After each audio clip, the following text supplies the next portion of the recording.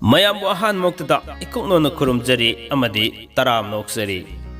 ꯄꯣꯊꯥꯃꯤꯟꯅꯁꯤ ꯈꯪꯃꯤꯟꯅꯁꯤ channel ꯑꯁꯤꯅ ꯆꯌꯣꯜ ꯈꯨꯗꯤꯡꯒꯤ ꯂꯦꯞꯄ ꯅꯥꯏꯗꯅ ꯅꯣꯡꯃꯥꯏꯖꯤꯡ ꯅꯨꯃꯤꯠ ꯈꯨꯗꯤꯡꯒꯤ ꯊꯝꯖꯔꯤꯕ ꯆꯌꯣꯜꯒꯤ ꯔꯥꯁꯤꯐꯣꯜ ꯉꯁꯤꯁꯨ ꯄꯨꯗꯨꯅ ꯂꯥꯛꯆꯔꯤ ꯉꯁꯤꯒꯤ ꯇꯥꯡꯀꯛ ꯑꯁꯤꯗ ꯉꯁꯤ ꯑꯥꯒꯁꯠꯀꯤ ꯇꯥꯡ ꯑꯃꯗꯒꯤꯅ ꯑꯥꯒꯁꯠꯀꯤ ꯇꯥꯡ 8 ꯐꯥꯎꯕꯒꯤ ꯑꯣꯏꯕ ꯆꯌꯣꯜꯒꯤ ꯔꯥꯁꯤꯐꯣꯜꯅꯤ ꯃꯤꯌꯥꯝꯅ ꯈꯨꯗꯣꯜ ꯇꯝꯖꯒꯗꯧꯔꯤꯕꯁꯤ ꯉꯁꯤꯒꯤ ꯇꯥꯡꯀꯛ ꯑꯁꯤꯗ ꯀꯔꯤ ꯀꯔꯤ ꯐꯣꯜ ꯂꯩꯔꯤꯕ ꯑꯃꯁꯨꯡ ꯃꯔꯨꯑꯣꯏꯅ ꯄꯥꯈꯪ ꯂꯩꯁꯥꯕꯤꯁꯤꯡꯒꯤꯅ ꯀꯔꯤ ꯀꯔꯤ ꯐꯣꯜ ꯂꯩꯔꯤꯕ ꯍꯥꯏꯕꯗꯨ ꯃꯄꯨꯡ ꯐꯥꯅ ꯇꯥꯃꯤꯟꯅꯔꯒ ꯈꯪꯃꯤꯟꯅꯔꯁꯤ ngasi sayolgi rasi polisi kudol tamjariba adongi marok kamesur mangang kudol tamjage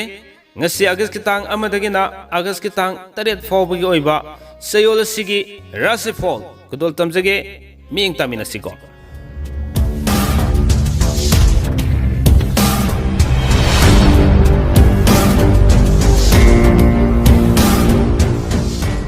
ngasi ki thamjari bataka asigi oiba sayolgi rasifol si ahanbada kudol tamjage maths rasifol kudol tamjaraba matungda mathang manau naina dum laga mahusagumna aroibada minna rasifol kudol tamjage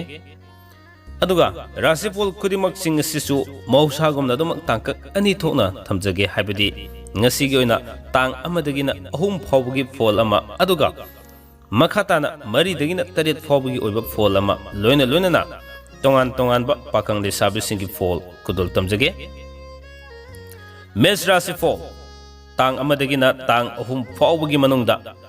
anoba marup mapang unagani panduna leirakpa sel fangani wano mamai pakani karbar toba yamna kanagani aduga tang mari dagina tang 8 fawbugi manung sidadi lamda satpa thoina kaide laitin gi thabakta bukning sangani laikai gi thabakta matam mangani haksangi oinadi kaide mahai gi oinadi fajana domak chatli aduga pakang le sabi gi oinadi haina singnagani madang da logasage bres rasifol gi oina tang amadagina tang ahum fawbagi manungda lamda chatpa kaide anobu maruk mafang unagani fangani aduga pungi sei tawbusu kanagani karbar tawba saukhatli loinana tang mari dagina tang 8 fawbagi manungda imung manung semgat sagatkani fam hongi wanom sakri thang na mai fakani loinana haksangi oinadi kaide mahigi oinadi fajana chatli pakang le sabigi oinadi haina singnagani asumna ahum subada lokhasage methun rasifol gi oina tang amadagina tang ahum fawbagi manungda lamda chatli fam hongi yeknaba khara yamgani section view thajadaba marupnasu yeknaba oramgani sana konabagi thabakta mingchat fangani laikai gi thabakta matamdi khara mangadari tang mari dagina tang 8 fawbagi manungda wanom sakri thangani moibung khongbagi thabakta mingchat fangani panduna lerakpa sel fangani haksangi oinadi kaide mahigi oinadi fai aduga pakang le sabigi oinadi thajadana muknaduna leithokini karkat rasifol gi oina satang amadagina tang ahum fawbagi manungda lamda chatli lila drama yawba sel mingchat fangani fam hongani anobu marup fangani dev karmagi thabakta pukning sangani tang mari dagina tang 8 fawbagi manungda sayin ki karbar da sel mangani section na karbar tobiyo lottery da su sel mangani haksangi oinadi afawa fol legani loinana mahigi oinadi fajana chatli pakang le sabigi oinadi haina singnagani mathang da lokasage singha rasifol gi oina tang amadagina tang ahum fawbagi manungda wanom mai pakani fam hongani imung manung semjin sajingani anobu marup mapang fangani lila drama yawba sana konabagi thabakta mingchat fangani wakhal nuaigani tang mari dagi tang 8 fawbagi manungda lamda chatpa thoina kaide sayen gi karbar da sel mangi lottery yawba su sel mangani haksangi oinadi kaide mahigi oinadi fai pakang le sabigi oinadi itha thajadana thungnagani Singh राशि की पाखंग लेसाबी की थुंगना खरब मतुंग असिदा कन्या राशि फल अमुक लौकजगे कन्या राशि फल की ओइना तांग अमदगिना तांग अहुम फावबगी मनुंगदा लमद सटली फम होंगनी अनोब मरुप फंगी कारबार तौब कानै इमुंग मनुंग सेमगत सागतली तांग मरीदगी तरेत फावबगी मनुंगदा लाइटिन की थबकत पुकनिंग संगनी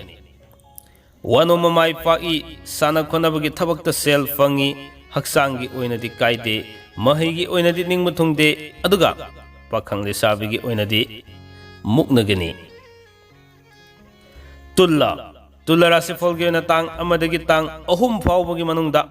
वखल सरांगनगनी अनौब मरुप फंगनी सेल मखोंग पानगनी मीन सेल थौरगनी निंग कायगनी तांग मरीदगी तरेत फावबगी मनुंगदा अनौब मरुप फंगनी वनो ममाई पाकनी फम होंगनी सासन की कारबार सेल मांगनी हक्सांगी ओइनदी कायदे महैगी ओइनदी निंग थुंगदे अदुगा पाखंग लेसाबीगी ओइनदी हाइना सिंगनगनी वृश्चिक राशि फलगी ओइना तांग अमदगी तांग अहुम फावबगी मनुंगदा अनौब पाव तागनी फम होंगनी वखल नुंगाइगनी लमद चटप कायदे फम होंगबसिदा हान लेरम फमदगी अवांग थाकता लाकपा हाबिदि प्रमोशन लाकपगी चांस लैब मतम ओय सेल मखोंग पानगनी हाबिदि इसादगी सेल फंक्शन चटकनी हाबिनी साना कोनबगी थबकता मिंचत फंगनी तांग मरीदगी न तरेत फावबगी मनुंगदा पन्नुना लैखिब सेल फंगनी इमुंग मनुंग सेमगत सागली फम कागनी हक्सांगी ओइनदी कायदे महैगी ओइनदी फजन चटली पाखंग लेसाबीगी ओइनदी थुंगनगनी धनु राशि फलगी ओइना तांग अमदगी तांग अहुम फावबगी मनुंगदा पन्नुना लैखिब सेल फंगनी अनौब मरुप फंगनी फम होंगनी लौ सिंगुगी थबकता चौकटली लीला ड्रामा यावब मिंचत फंगनी तांग मरीदगी तांग तरेत फावबगी मनुंगदा मरी मतागा पुन्ना चामिन थमिनब मतम कुइनगी ममांगदगी फंगक्त्रबदु फंगनी लमद चटली देव कर्मद पुकनिंग संगनी हक्सांगी ओइनदी कायदे महैगी ओइनदी फै पाखंग लेसाबीगी ओइनदी थुंगनगनी मकर राशि फलगी ओइना तांग अमदगी तांग अहुम फावबगी मनुंगदा अनौब नुंगाइब पाव तागनी फम होंगनी वनो ममाई पाकनी मरुप यामगनी इमुंग मनुंग सेमगत सागतली तांग मरीदगी तरेत फावबगी मनुंगदा सासन की कारबार सेल मांगनी लोटरी यावब कानगनी मरी मता युमद लाकनी हक्सांगी ओइनदी कायदे महैगी ओइनसु खरब चांग अमद लैदुना बत तौबुदबु पांगदबन हेंगनी पाखंग लेसाबीगी ओइनदी मुक्नगनी कुंभ राशि फलगी ओइना तांग अमदगी तांग अहुम फावबगी मनुंगदा सेल मखोंग पानगनी मथौ चिनगनी वखल यामगनी कानदब मफमदा सेल थादगनी पामदब मरुप उनगनी लैकाईगी थबक्तसु मतम मांगनी लैफम होंगनी फम कागनी तांग मरीदगी तरेत फावबगी मनुंगदा लमद चटप कायदे इमुंग मनुंग सेमगत सागतली अचौबना चांबीगनी लीला ड्रामा यावब मिंचत फंगी हक्सांगी ओइनदी कायदे महैगी ओइनदी फै पाखंग लेसाबीगी ओइनदी हाइना सिंगनगनी ngasi sayolgi rasi fol asigi aroibada khudol tamjage minna rasi fol gi oina tang amadagi tang ahum fawbagi manungda karbar tawba kanai pungi sei tawba sana konabagi thabakta mingchat fangani fam hongani wano mamai fakani tang mari dagi taret fawbagi manungda lam satpa thoina kaide low singo gi thabakta saukatli mari mataga punna samin thakminai nungaiba faw tagani